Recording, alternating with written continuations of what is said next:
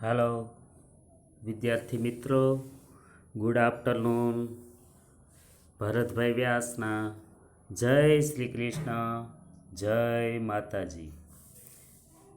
सामाजिक विज्ञान इतिहास चैप्टर 6 सांस्कृतिक वारसाना स्थळो। भारतना सांस्कृतिक वारसाना एक પછી એક સ્થળો વિશે આ લેસનમાં આપણે માહિતી મેળવવાની છે। એમાં સૌથી પહેલાં અજંતાની ગુફાઓ વિશે માહિતી મેળવીએ। અજંતાની ગુફા તો પહેલો ટોપિક, અજંતાની ગુફા ક્યાં આવેલી છે? તો એનું લોકેશન, અજંતાની ગુફા કુલ 29 ગુફાઓ છે।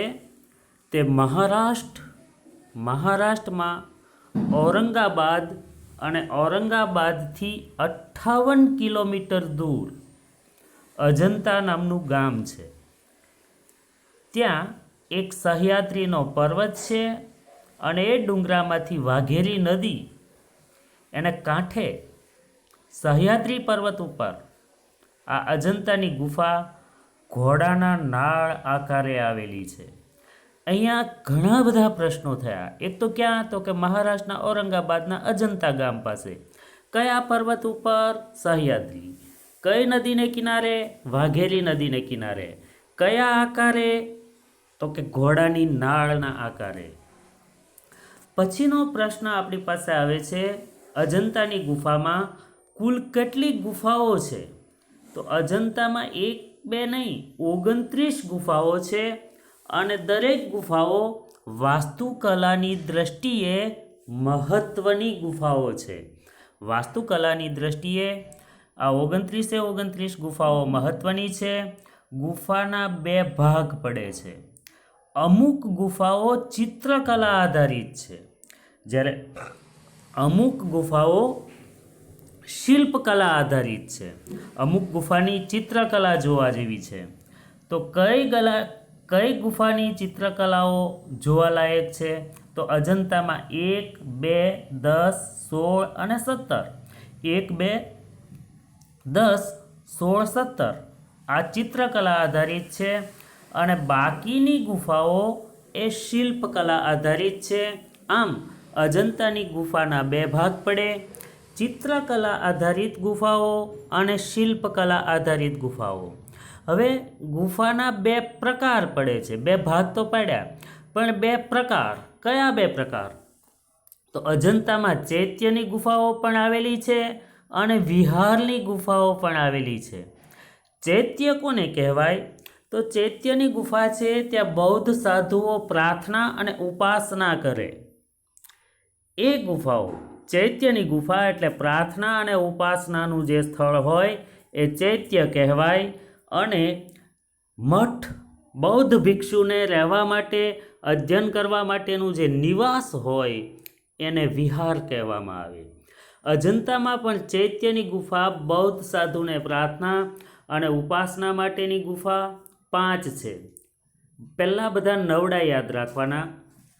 29 ગુફામાં 9 19 29 10 અને 26। 9 19 29 10 26। બાકીની ગુફાઓ બધી વિહારની છે કે જેમાં બૌદ્ધ મઠ આવેલા છે। એમાં ભિક્ષુઓને નિવાસ અને અધ્યયન માટેની એ ગુફાઓ છે। પછી આ ગુફાઓ તો વર્ષો પહેલાં હતી। અજંતાની ગુફાને પુનઃ સંશોધિત કોણે કરી? અજંતાની ગુફાને ફરીથી ઇતિહાસને પાને ચમકાવનાર અને પુનઃ સંશોધન કરનાર 1819માં કેપ્ટન જ્હોન સ્મિથે કરી। કેપ્ટન જ્હોન સ્મિથે 1819માં આ પુનઃ સંશોધિત કરી। અજંતાની ગુફા શેનું ઉદાહરણ પૂરું પાડે છે? તો અજંતાની ગુફા એ 3 ઉદાહરણ પૂરા પાડે છે। એક તો વાસ્તુકલા, ગુફા ચિત્રો અને શિલ્પકલા। કઈ કલાનો સમન્વય અજંતામાં જોવા મળે છે? તો અજંતામાં ચિત્રકલા, શિલ્પકલા અને સ્થાપત્ય કલા 3 કલાનો સમન્વય જોવા મળે છે। આમ આપણી પાસે અજંતાની ગુફા એની માહિતી આવી કે ભાઈ એ ક્યાં આવેલી છે, તો મહારાષ્ટ્રના ઔરંગાબાદ. કેટલી ગુફા? 29. ગુફાના 2 ભાગ કયા? ચિત્રકલા અને શિલ્પકલા આધારિત. ગુફાના 2 પ્રકાર, ચૈત્ય અને વિહાર. પુનઃ સંશોધિત કોણે કરી? કેપ્ટન જ્હોન સ્મિથે 1819માં. કઈ કલાનો સમન્વય છે? તો ચિત્રકલા, શિલ્પકલા અને સ્થાપત્ય કલા. અજંતાની ગુફા જોયા પછી આપણે જે જોવાની છે તે ઇલોરાની ગુફા જોવાની છે. તો ઇલોરાની ગુફા વિશે માહિતી મેળવીએ.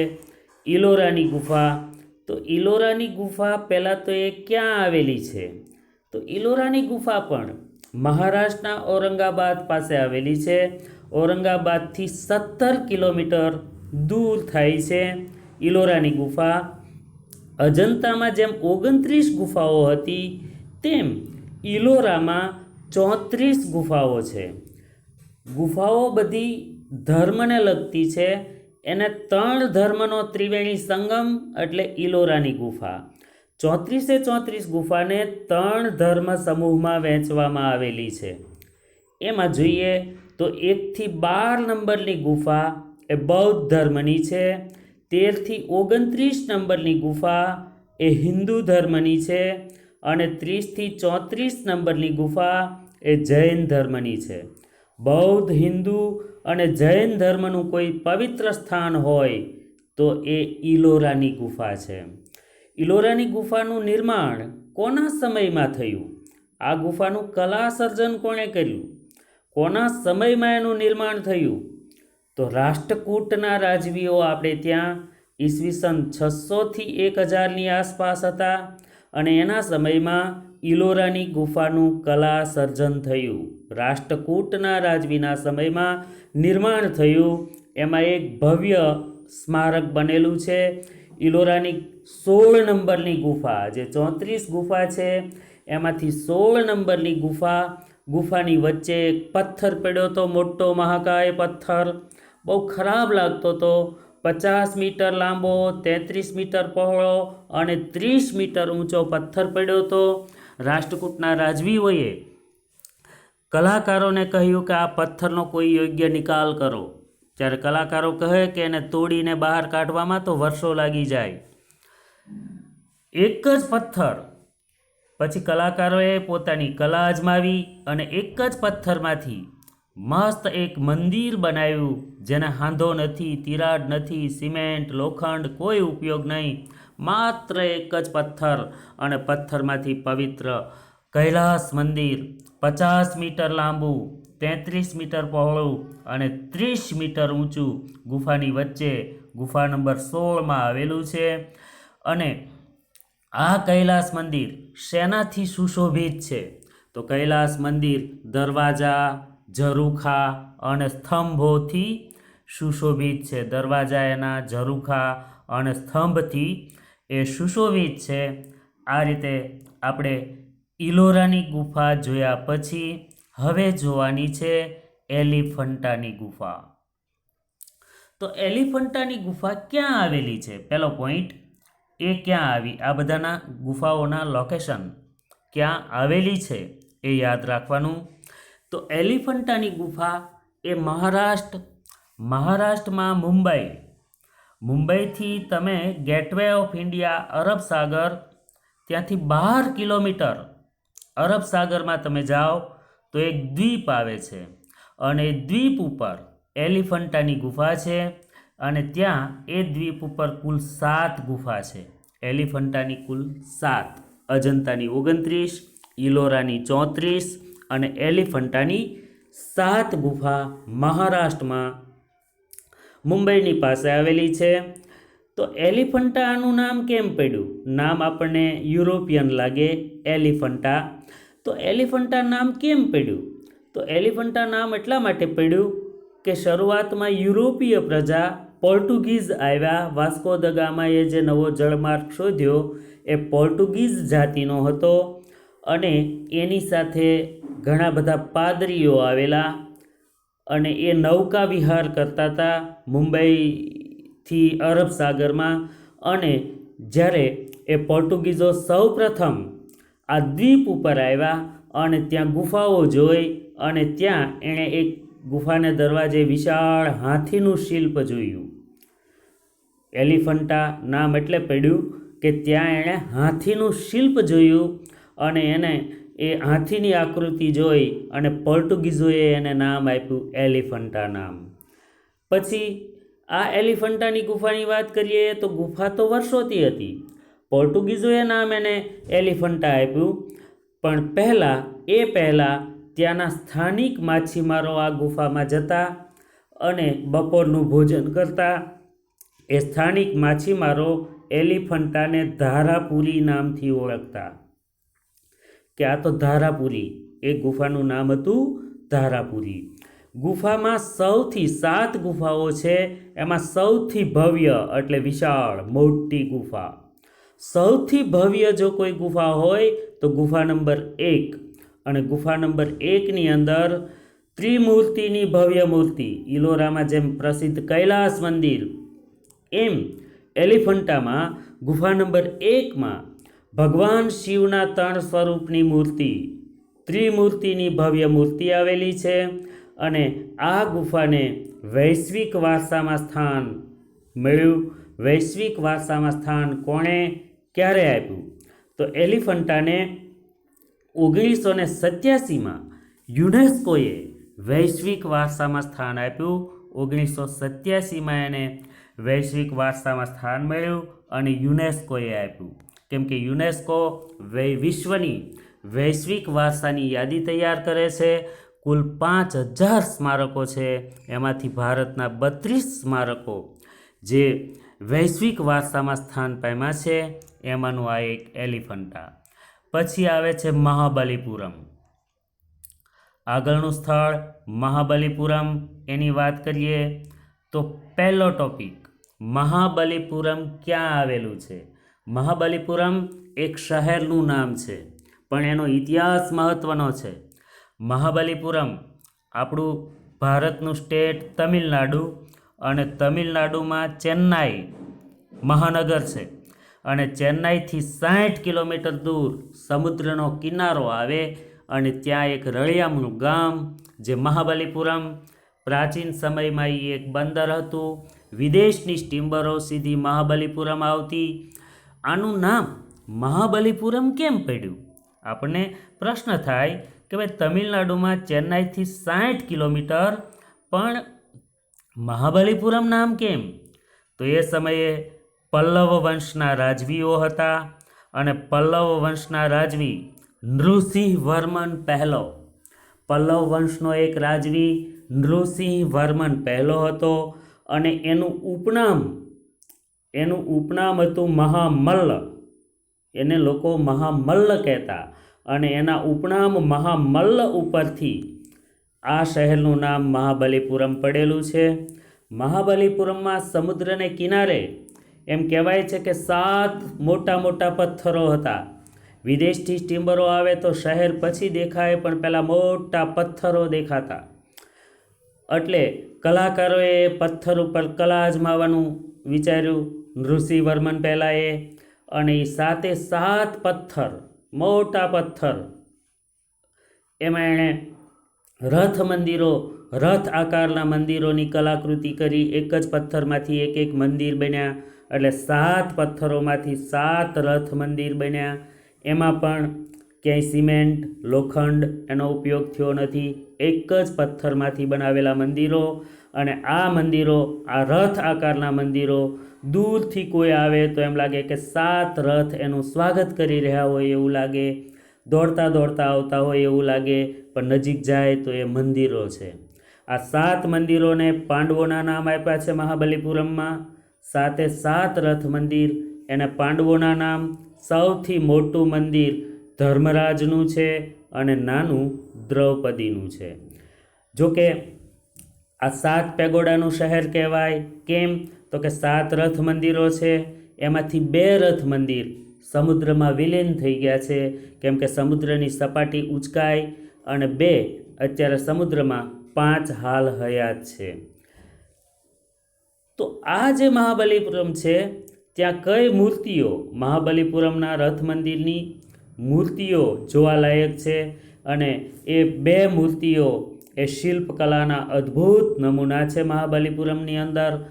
પુરુષ હંમેશા ગંભીર મુદ્રામાં હોય. પુરુષની તસવીર કે ફોટા કે શિલ્પ જુઓ તો ગંભીર મુદ્રામાં હોય, જ્યારે સ્ત્રી હંમેશા હાસ્ય મુદ્રામાં હોય. આવી તસવીરો આપણે જોઈએ છીએ, પણ અહીંયા ઉલટું છે. પુરુષ એટલે ભગવાન વિષ્ણુની મૂર્તિ, ભગવાન વિષ્ણુનું શિલ્પ, અને એ હાસ્ય મુદ્રામાં છે, ખડખડાટ હસતા હોય એવી ભગવાન વિષ્ણુની મૂર્તિ, એવું શિલ્પ. અને સ્ત્રીનું શિલ્પ, દુર્ગાદેવીનું શિલ્પ, માતાજીનું શિલ્પ, દુર્ગાદેવીનું શિલ્પ એ ગુસ્સામાં મહિષાસુરનો વધ કરતી દુર્ગા એ કેટલા ગુસ્સામાં હશે જરાક વિચારો.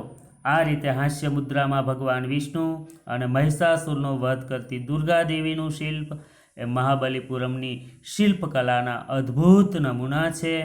આ પછી આપણે આગળનું સ્થાપત્ય જોઈએ, અને આગળનું સ્થાપત્ય છે પટ્ટદકલ. તો પટ્ટદકલની વાત કરીએ.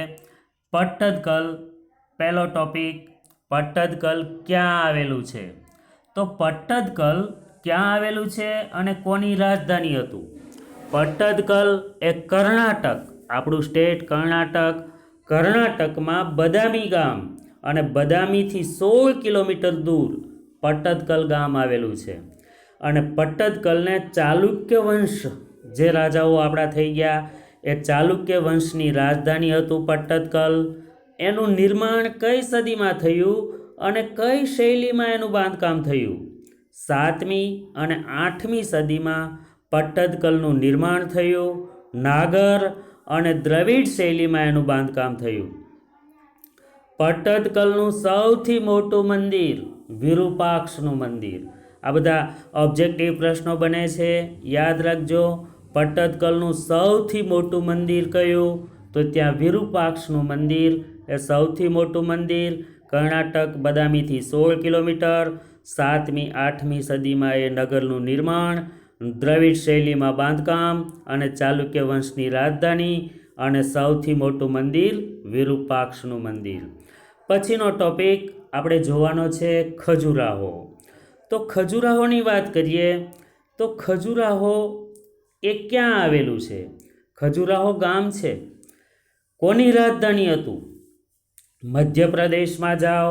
મધ્યપ્રદેશમાં છત્તરપુર જિલ્લો છે, અને છત્તરપુર જિલ્લામાં 905 થી 1050 ખજુરાહો ગામ, છત્તરપુર જિલ્લાનું એક ખોબા જેવડું નાનું ગામ. અને એ ગામને રાજધાની કોણે બનાવી? તો બુંદેલખંડના ચંદેલ રાજવી, બુંદેલખંડના ચંદેલ રજપૂત, ચંદેલ રાજવીઓએ ખજુરાહોને રાજધાની બનાવી. અને ખજુરાહોના મંદિરો જોવા જેવા છે. ખજુરાહોમાં કુલ 80 મંદિર હતા, 80. પણ સમય જતાં આ બધા મંદિરો જર્જરિત થઈ ગયા. હાલ 80માંથી 25 મંદિરો હયાત છે. મંદિરનું બાંધકામ નાગર અને દ્રવિડ શૈલીમાં થયેલું જોવા મળે છે. આ મંદિરો, ખજુરાહોના મંદિરોની કલાકૃતિ, આમ તો મંદિર બાંધકામ એ સ્થાપત્ય કલામાં આવે, પણ ખજુરાહો અને કોણાર્ક આ 2 મંદિર એવા છે કે જે શિલ્પકલા ગણાય છે. એ શિલ્પકલાના શ્રેષ્ઠ નમૂના કહેવાય. એમાં શૈવ મંદિર, જૈન મંદિર અને વૈષ્ણવ મંદિર, આ 3 મંદિરો, 80 મંદિરો 3 પ્રકારના મંદિરો છે, શૈવ, જૈન અને વૈષ્ણવ. ગ્રેનાઇટના પોચા પથ્થરમાંથી કલાકૃતિઓ અને મંદિરોનું બાંધકામ થયું. ખજુરાહોના 80 મંદિર, એમાં મુખ્ય મંદિર કયું અને એ શેના માટે જાણીતું છે? તો ખજુરાહોનું મુખ્ય મંદિર એ 64 યોગીની, 64 યોગીની. પટ્ટદકલનું જે વિરૂપાક્ષ, એમ ખજુરાહોનું મુખ્ય મંદિર 64 યોગીની. આ 64 યોગીની શેના માટે જાણીતું છે? તો તોરણની આલંકારિક શૈલી માટે આ ખજુરાહોના 64 યોગીની મંદિર જાણીતું છે. ધન્યવાદ વિદ્યાર્થી મિત્રો, એટલે સુધી